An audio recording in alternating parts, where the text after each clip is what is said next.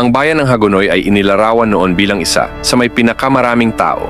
Maliban pa dyan, ay tahanan na talaga ito ng mga matatapang na angkan bago pa man ito maitatag bilang isang pueblo taong 1581. Matatanda ang kasama ng Makabebe ang Hagonoy sa makasaysayang labanan sa Bangkusay sa laot ng Tondo, Maynila noong June 3, 1571 laban sa puwersa ng mga Kastila na pinamumunuan ni Miguel Lopez de Legazpi. Dito, 300 mandirigma ang nasawi dahil sa makabagong sandatang dala ng mga Kastila. Nagmula ang pangalan ng bayan ng Hagonoy sa halamang gamot na ito na talamak sa kanilang lugar noon. Isa din ito sa ginagamit na sangkap sa kanilang mga lutuin. Bagamat itinuturing din na peste ito sa mga sakahan, ay nagtataglay naman ito ng mga antibacterial properties para sa mga sakit sa balat.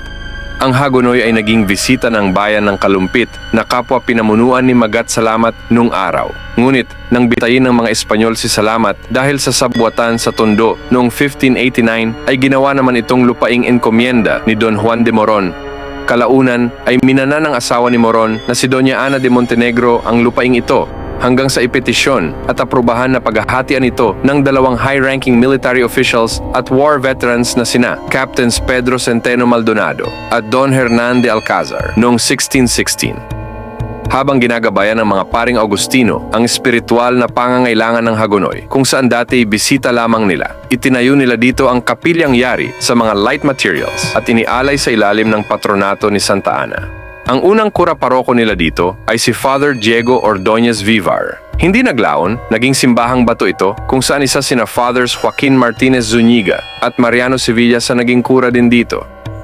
Pero dahil sa kasakiman ng mga relihiyoso sa pangangamkam ng lupain at sa hindi patas na pangongolekta nila ng buwis, ay sumama ang Hagonoy sa pag-aalsa ng mga Tagalog noong 1745. Maliban sa ito'y kilala na noon pa man bilang isang fishing town, ay taong 1818 inilarawan na ang lupain nito'y patag at mababa. Karamihan sa mga residente nito'y mga magsasaka. Umusbong dito ang industriya ng pangangahoy, pag-uuling at paghahabi ng tela. Dito, naitala na naging tanyag ang paggawa ng habing bayarang, bagay na nalimot na ngayon. 1865, ito ang panahong ang bayan ng Hagonoy ay nakapagtala ng 35 na mga barrios at sila po ay ang mga sumusunod. Mula po sa 35 na iyan ay naging 15 na lamang siya sa taong 1918. At ngayon, ang bayan na po ng Hagonoy, Bulacan ay binubuo na ng kanyang 26 barangays at nagse-celebrate ng kanilang Palaisdaan Festival.